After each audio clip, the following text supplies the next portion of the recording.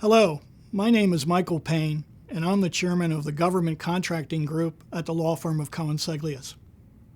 For those of you that are involved in federal government construction contracting, you know that things are always changing. The government comes out with many new rules and regulations and puts them in the contract. Many of them implement social policies. Sometimes they're by statute, sometimes they're by regulation, but they're always designed to accomplish something that the government believes is for the public good. For example, you can't bribe a government employee, so there's a federal anti-bribery statute. There are rules and regulations that have to do with kickbacks. There are lots of rules that have to do with gratuities, and many federal government contractors don't fully understand them. There was a time when you could take a government employee to a sporting event and buy them a ticket. That's prohibited now.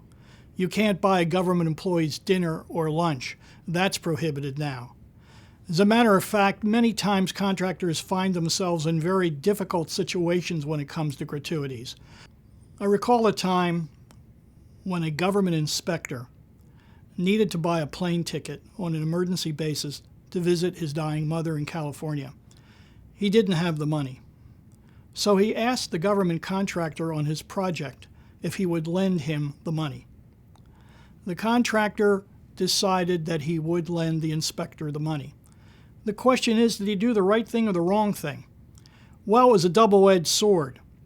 If you lend the inspector the money, you might be expecting a return favor in the future.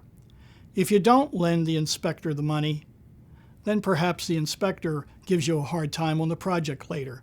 These are the kinds of difficult situations that come up for government contractors from time to time. But the basic rule is, don't give a gratuity of any kind to a government employee. There are equal employment opportunity regulations, anti-discrimination regulations, drug-free workplace rules. False claims, of course, are very much a hot topic. You cannot artificially inflate a claim in order to allow for some negotiating room. Contractors get into trouble for that. And of course, violations of the Buy American Act can cause a problem. All of these things, and many, many more, create traps for the unwary. Because I can't tell you how many government contractors have gotten into trouble innocently because they didn't realize that even an unintentional violation of these rules can draw the attention of the U.S. Department of Justice. And it has caused some people to note that the process has led to the criminalization of federal procurement. In other words, a contractor can be guilty of criminal conduct totally unknowingly. And that's what led in 2016 to yet another major change in federal contracting that had to do with a code of business ethics and conduct. Now, it was always a requirement that contractors should be ethical in dealing with the government, but these rules made it very formal. As of 2016, any contractor who received a contract of $5 million or more had to have a code of business ethics and conduct in place and had to engage in some training for its employees. And you had to certify when you got a contract that you indeed did have this in place. You had 30 days to put it in place. Generally speaking, the Code of Business Ethics and Conduct doesn't come up, except in a situation where the company has done something wrong, or perhaps a misguided employee has done something wrong. The Department of Justice will investigate whether there's been a violation of the ethics rules of federal government contracting. It will look to whether or not the company has a code of business ethics and conduct. It will look to see whether the company has had training for its employees. If the company has provided training and does have a code, then there's a much better chance that some innocent misconduct may be excused. But if the government finds that the contractor doesn't have a code and hasn't provided training, then the government may come to the conclusion that the contractor doesn't have an ethical culture. The contractor doesn't do the things that it should be doing to make sure that violations of the ethical rules don't occur. So this major change in the requirements of government contracting has helped quite a bit to make contractors aware of staying on top of ethical requirements. All right, as I said at the beginning, the rules keep changing and something new keeps coming up. Well, the latest thing that has come up is very recent. What the government has done in its latest new development is come up with a set of rules that were published on January the 30th of 2020. It has to do with cybersecurity. As most of you know, cybersecurity has become a very hot topic in the United States, if not throughout the world. This new program is called the Cybersecurity Maturity Model, and it is a program to help contractors mature their cybersecurity protection. And the program itself results in what will be known as a Cybersecurity Maturity Model certification, and contractors will have to get this certification.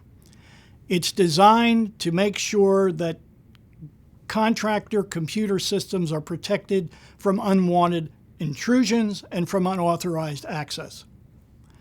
If you've ever had a credit card stolen, or you've ever had malware or a virus downloaded to your computer, you know on a smaller scale what cyber threats are all about. In 2018, Marriott had 500,000 names and credit card numbers of guests stolen from its computer system. More recently, 4 Chinese military personnel were arrested because they were involved in the theft of 145 million personal records from Equifax that included social security numbers, names and addresses, dates of birth, and so forth. This is theft of electronic information on a grand scale. So the new program is something that is geared purely to the Department of Defense, and it's designed to safeguard federal contract information. What is federal contract information? It's the information that's contained in a federal contract. There are plans and specifications. Now, these things may not be classified. In most cases, they are not. But they're not things that the government wants widely distributed. So it wants to make sure if a contractor downloads a government solicitation or receives a government contract, that the plans of a facility, that the specifications of what the government is looking for are not just available online for anyone to get. So they are going to look at whether or not a contractor has done certain elementary things to safeguard his computer system. There are over 300,000 federal government contractors. Most of them are not construction contractors. And quite frankly, I wondered whether construction contractors would even be covered by this program. But the answer is yes. All Department of Defense contractors, regardless of what type of work they're doing, must comply with the new certification requirement. So you're going to find, starting in June of 2020, requests for proposals are going to spell out what the certification requirement is for that particular contract. If you don't have that certification when you submit a bid or proposal, you will not be qualified to receive an award. You'll have to receive this certification from an outside vendor. And in the next few months, a number of vendors, experts in cybersecurity, are going to be certified by the Department of Defense to provide this type of cybersecurity audit to contractors. Your company will need to search online, probably searching for CMMC, to find what auditors have been certified to provide the certification that you need under this new program. Now, there are 5 levels of certification, 1 being the lowest, 5 being the highest. Most construction contractors will only need to comply with level 1. Level 1 is called Basic Cybersecurity Hygiene. What it means is that your in-house computer systems are protected. Do you have complex passwords? Do you make sure that your employees don't freely distribute their passwords to others? Are there firewalls? Is there antivirus protection? Probably many of the things that you may do at home or that you may already do in your company, but there actually will be a checklist of 15 items that the auditor will go through to make sure that you comply with them. These requirements must flow down to your subcontractors as well. So it's going to be very important for government construction contractors to make sure that their subcontractors know about these rules and comply with them as well. My advice to you is, although you probably have 6 or 7 months before this will start to happen, start thinking about it now. Do some online searching about the cybersecurity program. Perhaps line up an auditor as soon as one becomes available, because then you'll be ahead of the game.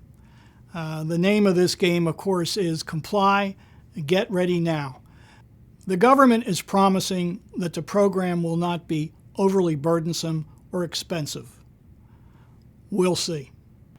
If you have any questions as these rules evolve and more details are published, please feel free to contact any of the attorneys in our government contracting group, and we'll be happy to help you.